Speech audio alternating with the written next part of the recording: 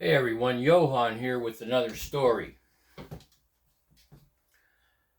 Let's start this video off by reading the promises.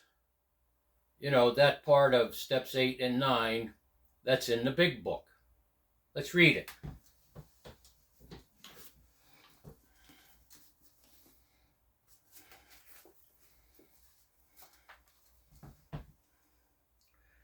If we are painstaking about this phase of our development, we will be amazed before we are halfway through. We are getting to know a new freedom and a new happiness. We will not regret the past, nor wish to shut the door on it. We will comprehend the word serenity, and we will know peace. No matter how far down the scale we have gone, we will see how our experience can benefit others. The feeling of uselessness and self-pity will disappear. We will lose interest in selfish things and gain interest in our fellows. Self-seeking will slip away. Our attitude and outlook upon life will change. Fear of people and of economic insecurity will leave us. We will intuitively know how to handle situations which used to baffle us. We will suddenly realize that God is doing for us what we could not do for ourselves.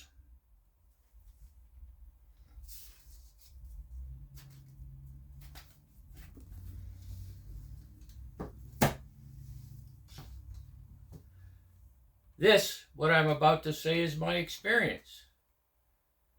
And it's one of the reasons I don't attend AA meetings anymore.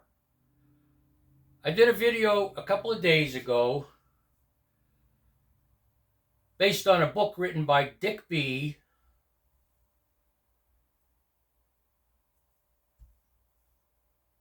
And in there was quoted from the annals of AA history what early AA members, the first 100, what their focus was on. Their focus was not on meetings. Go back and watch that video. It's titled, I'm pretty sure these are the exact words, "Going to AA meetings every day. What did the founders do?" Meetings weren't required. They weren't necessary. They were desirable. The focus was on morning meditation. So watch that video.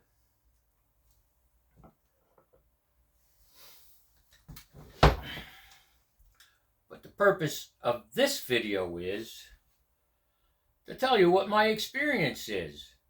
And my experience and what I'm about to say has to do with those promises.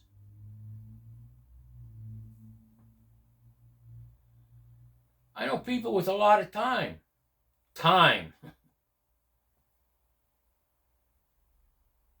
that use meetings as sounding boards and therapy sessions.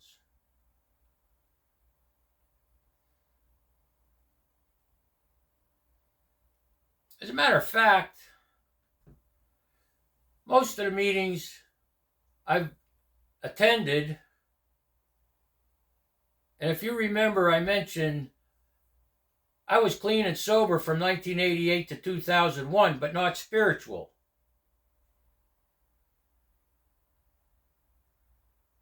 I got complacent. I picked up. In 2004, I started the 12-step program all over again. And I made videos about this as well. With the focus on spiritual. Typically, you ask people how much time you have, and they'll say, oh, I've been sober for 20 years. Or I've been clean and sober for 15 years. Me? I'm a little over 20 years, clean, sober, and spiritual. I have recovered from a seemingly hopeless state of mind and body. And that is contingent on my daily spiritual maintenance. Because the book tells us we're never cured of alcoholism. It's a subtle foe. All we have is a daily reprieve contingent on the maintenance of our spiritual condition. So, if I'm to claim that I've gone through the 12 steps thoroughly and as honestly as I can, and at the end of this video, I will bolster this and read you something. But if I claim to have gone through those steps, I should have what is called a spiritual awakening. A spiritual awakening in the back of the big book in Appendix B says a profound personality change sufficient to bring about recovery. What does that mean? We will recover from a seemingly hopeless state of mind and body, which is mentioned in the beginning of the big book, I believe on page XIII, and I only remember that because I read it the other day to you.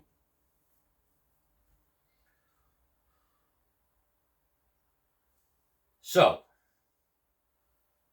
the book here tells us that we will be amazed before we are halfway through. It doesn't exactly say what halfway through means. Does it mean halfway through the first 9 steps? That would be around step 5. Or halfway through our making amends to people face to face whenever possible. And I mentioned the scenarios you may not or should not make amends face to face in a video the other day about amends. So either way, we're supposed to be amazed before we are halfway through.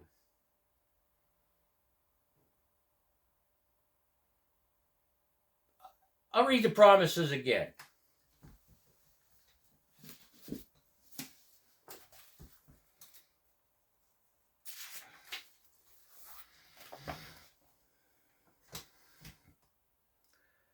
If we are painstaking about this phase of our development, we will be amazed before we are halfway through. We are going to know a new freedom and a new happiness. We will not regret the past nor wish to shut the door on it. We will comprehend the word serenity, and we will know peace. No matter how far down a scale we have gone, we will see how our experience can benefit others. That kind of goes to page 64. But obviously you can't transmit something you haven't got.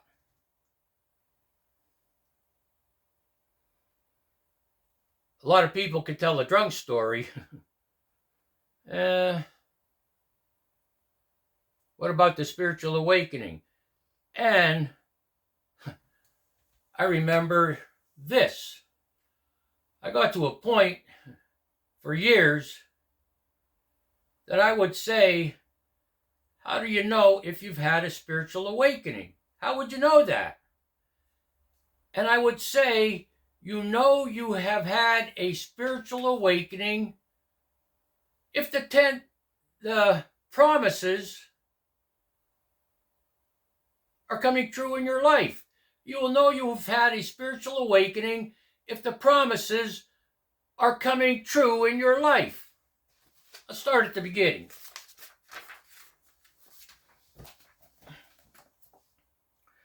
If we are painstaking about this phase of our development, we will be amazed before we are halfway through. And I wish I would have looked up the word painstaking. You can leave it in the comment section. We're going to know a new freedom and a new happiness. We will not regret the past, nor wish to shut the door on it. We will comprehend the word serenity, and we will know peace. No matter how far down the scale we have gone, we will see how our experience can benefit others. The feeling of uselessness and self-pity will disappear. We will lose interest in selfish things and gain interest in our fellows. Self-seeking will slip away. Our whole attitude and outlook upon life will change. Fear of people and of economic insecurity will leave us. We will intuitively know how to handle situations which used to baffle us. Do you know what intuitive means? Look it up. We will suddenly realize that God is doing for us what we could not do for ourselves. Now, I'll leave a screenshot of this in the description. This is what I truly feel is what happens when we have a spiritual awakening. All these things that amaze us, right? That amaze us.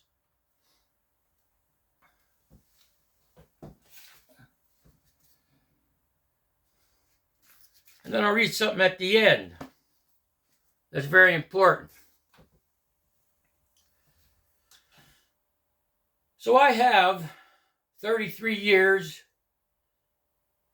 in the AA program, 13 years clean and sober, 20 years clean, sober, and spiritual. I don't know how it is where you live. And I've not only been to meetings in this area where I live, I've been to meetings beyond this area. But meetings have turned into sounding boards and therapy sessions. And as part of that 20-minute format before the meeting when they're reading all these things, most meetings I've ever been to, part of that format is a question asked: does anybody have a problem that would lead them to a drink that they didn't get a chance to talk to their sponsor? Now, whether it's a noon meeting or an evening meeting, you shouldn't wait until you get to a meeting that could make you want to drink to address a problem. All right, if you're a newcomer, I get it. I get it. You're not, well, people say, I'm not used to picking up the phone. Yes, you are. Yes, you are. So I just busted that myth. Anyway, you shouldn't wait till the noon meeting or the evening meeting to address a problem. That puts you in more danger than anything else. And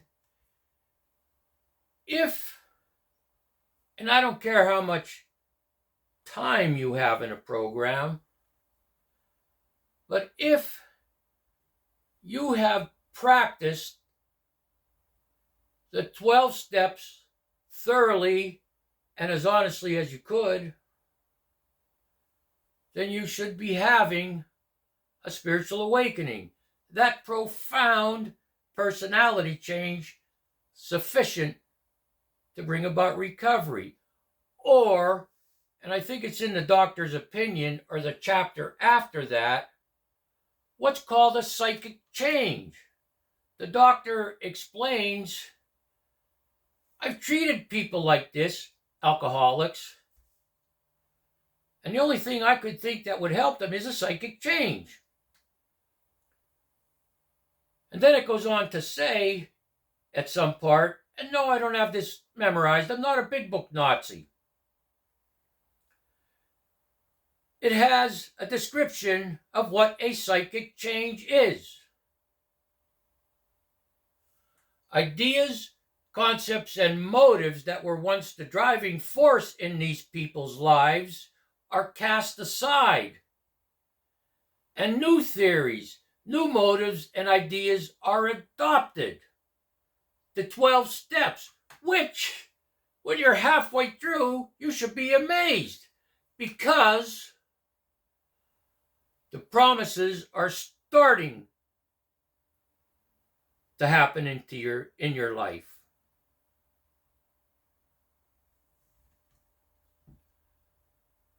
I believe, and because everybody's different, it probably takes some people a little bit longer than other people for those promises to become set in our lives as a result of the daily reprieve contingent on our spiritual condition, our spiritual maintenance. Okay? There's that. But I hear people come to meetings, I hear them say they have 10 years, 15 years, 20 years, 25 years, 30 years whining and complaining. Whining and complaining. Now, that question that's asked, does anyone have a problem today that might lead them to a drink and they haven't had a chance to talk to their sponsor?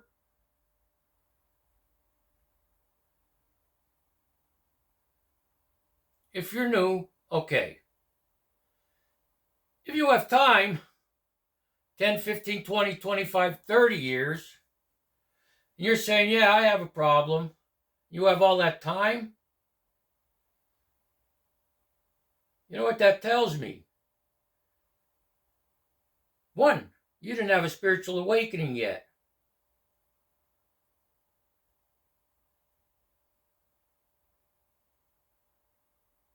Or at some point, you stopped pursuing the spiritual principles of the program to where step 10 says, and when we were wrong, promptly admitted it.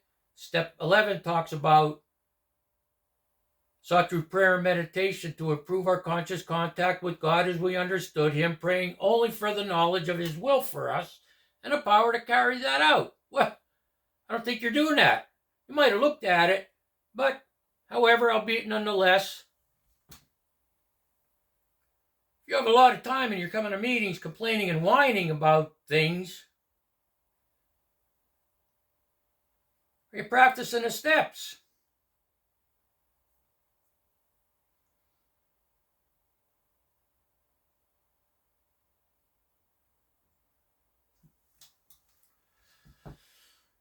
So they raised their hand to people with a lot of time, 10, 15, 20, 25 years, 30 years. I've been there, I've seen it, I've heard it. And it's one of the reasons I stopped going.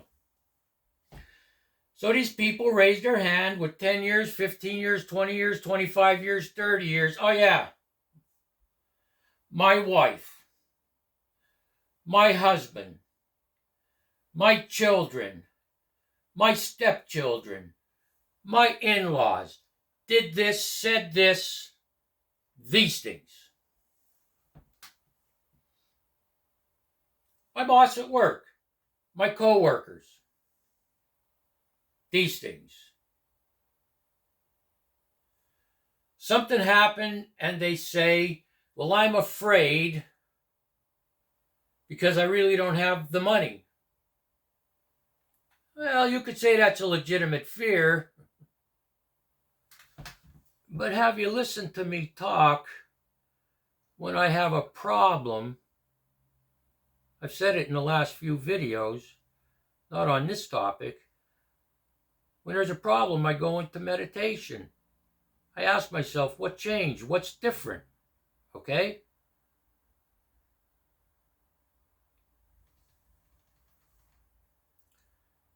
And this part I'm going to read at the end has to do with that.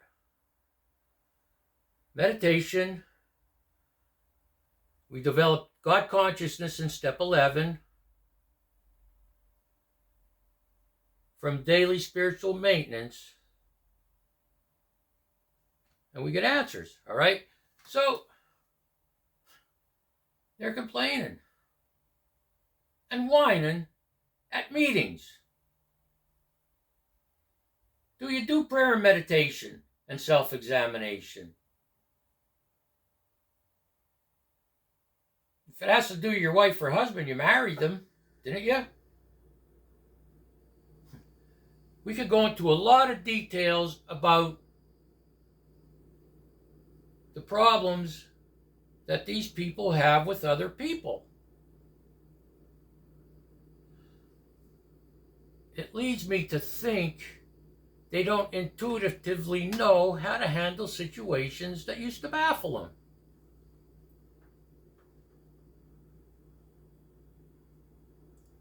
Don't the promises say, fear of people and of economic insecurity will leave us?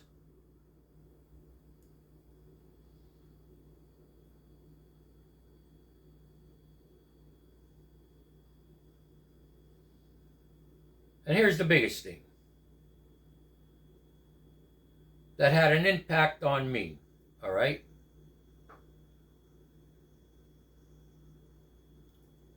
People with a lot of time coming in and complaining about being a victim of road rage. Well, Johan, were you ever a victim of road rage? Yes, I was. And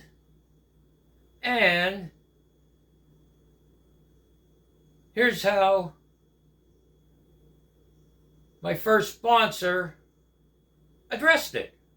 You know, the sponsor you get who has the experience to help you live sober. Take you through the steps as well. So was I a victim of road rage? Yes, I was. What did my sponsor say?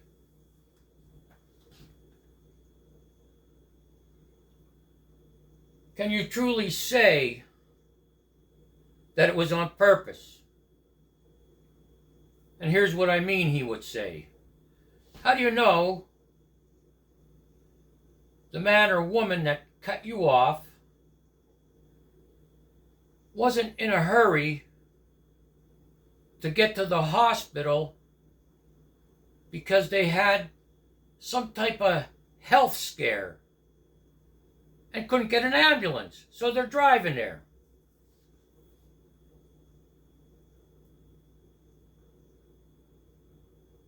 Oh, he wasn't done.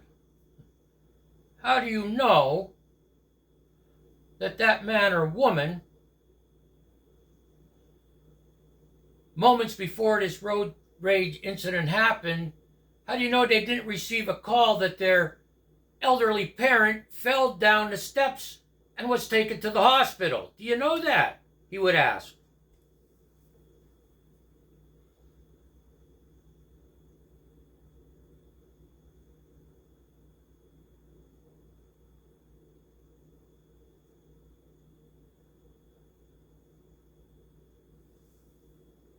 Thinking of it that way, leave some comments below. What are some other scenarios?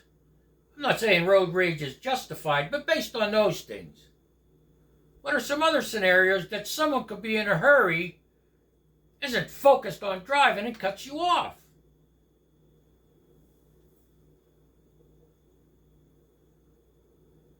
knew a man, this would come up often because this was his thing. When you play the victim, you get a lot of attention and pity. So he would talk about road rage incidents frequently and admit he would road rage the person that road raged him, like pulling up and tapping their bumper, laying on the horn, F you, F you,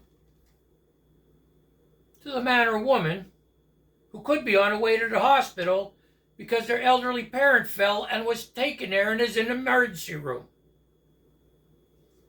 He's pulling up, tapping a bumper, laying on the horn, out the window, F you, to the man or woman who had a serious health scare. Could have been a heart attack symptoms.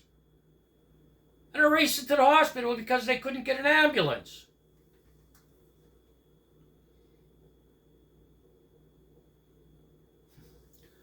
Doesn't sound like intuitively knowing how to handle situations that used to baffle us to me. My sponsor, the one I'm talking about, would have said, that's not spiritual. What were your motives? If I did something like that, especially road rage the road rager, what were your motives?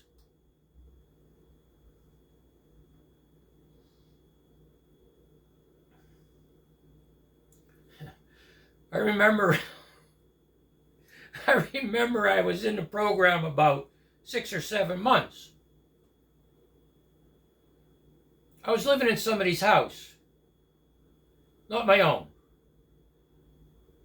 And a person stole some clothes I had, and I saw them wearing them. Guess what I did? Guess what I didn't do? Approach that person and start nonsense, a battle, drama, get into a fight. I didn't do that. I called my sponsor, and when I was upset, man, that guy, Mike, I loved him. He passed away. Had a liver transplant and it didn't go well later. Anyhow, I called him, right? So whenever I had a problem, he would come to where I was at, pick me up, we'd go for a ride and talk about it, right? True story. So I said, Mike, I'm clean and sober, 6 months, doing the best I can, I'm working on the steps. Why'd this happen? I didn't deserve this.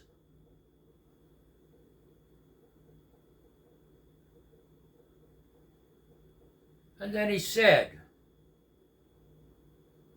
well, he asked me a question. Did you ever steal from somebody? Oh, yeah, I know. I got that 8th and 9th step to do, making amends. Yeah, I stole from people. And then he paused, and he said, now you know what it feels like to have things stolen from you.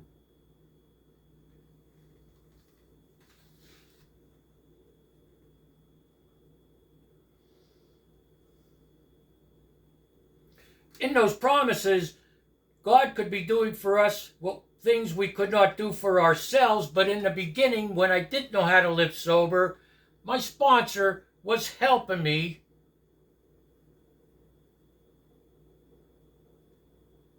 as I described in those conversations we had.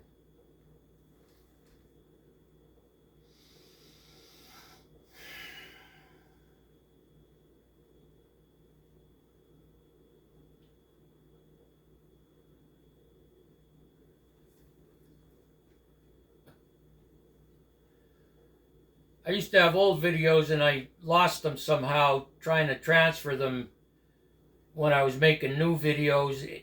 I don't understand the telephone. But anyway, in one of those videos, I was talking about something just like this. And the guy responded, it sounds like you have a resentment against AA.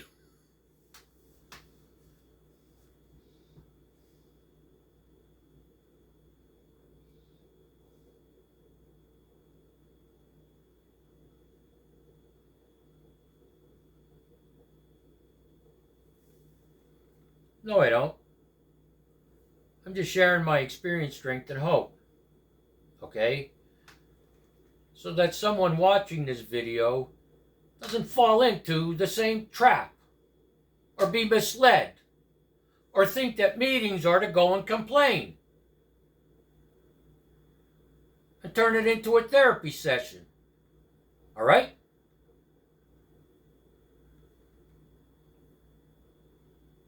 Mike, my sponsor Mike, used to tell me a lot that people teach us what to do and what not to do. I'm sharing experiences with you of what not to do.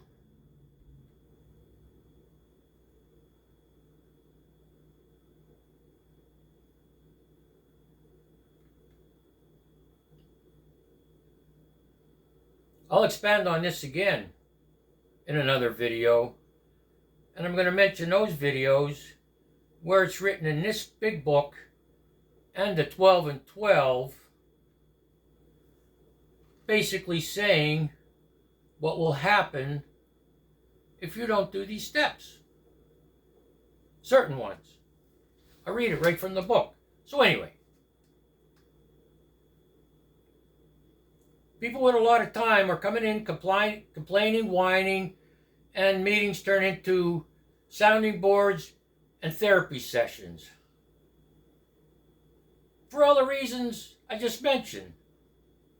And then I added, well, it sounds like they don't intuitively know how to handle situations that used to baffle them. Cause them to flip out, in other words.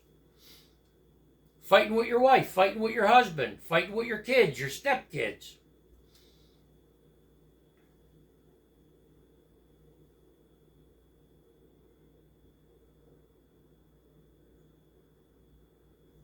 Which is why I say that what it says in Appendix B is key. A profound personality change. Sufficient to bring about recovery. Well, I'm not drinking. That's not what it says on page XIII, a message from the first 100 men and women who what? Recovered from what? A seemingly hopeless state of mind and body. So if you're still carrying on,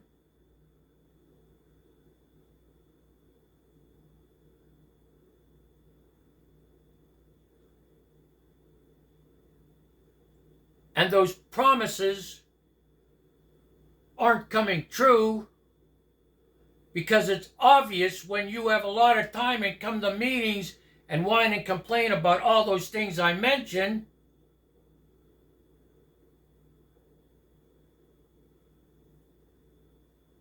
Listen to this part in the big book that I said I would read.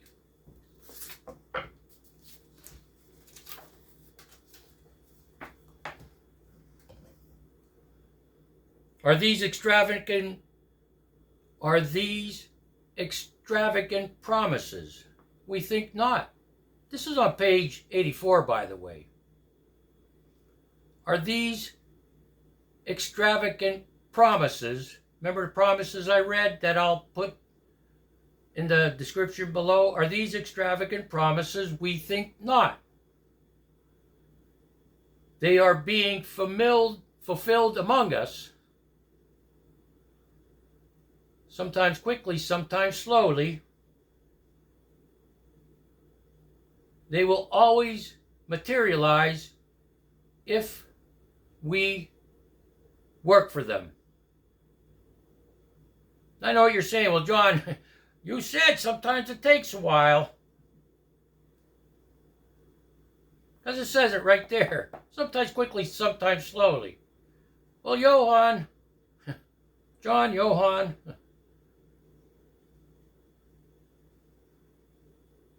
I'm talking about people with a lot of time who are going to be sponsoring other people, giving them direction and teaching them how to live sober, who claim to have practiced and gone through the steps honestly and thoroughly, all 12, still coming to meetings, whining and complaining. Complaining. Not just that, blaming other people.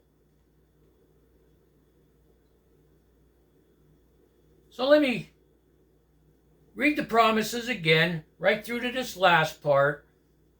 Okay? Thank you for your patience.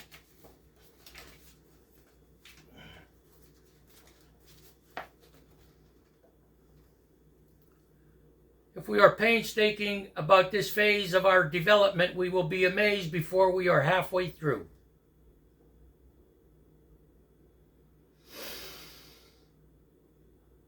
We are going to know a new freedom and a new happiness. We will not regret the past nor wish to shut the door on it. We will comprehend the word serenity, and we will know peace. No matter how far down the scale we have gone,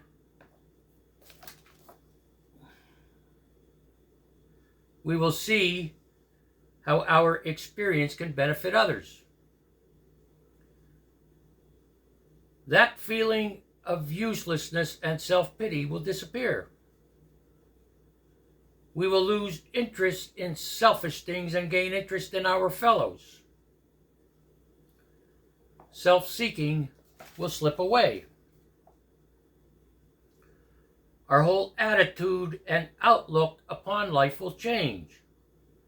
Fear of people and of economic insecurity will leave us. We will intuitively know how to handle situations which used to baffle us. We will suddenly realize that God is doing for us what we could not do for ourselves. Are these extravagant promises? We think not.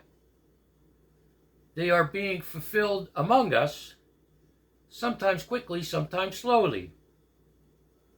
They will always materialize if we work for them.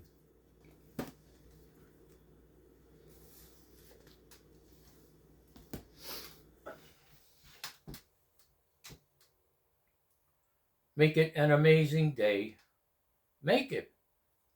It's your choice. It's your decision what kind of day you're going to have. It's your choice. It's your decision what kind of day you're going to have. And not just that. Make it an amazing life. It's your choice. It's your decision what kind of life you're going to have. I'll catch you in the next video. Hopefully. Thank you for watching. Thank you for liking the video. It helps with the algorithm to help me get these teachings out to other people. Thank you for leaving comments. That also helps the algorithm to get my teachings out to other people. And please, be nice in the comments, or you might regret it. Johan, out. Peace.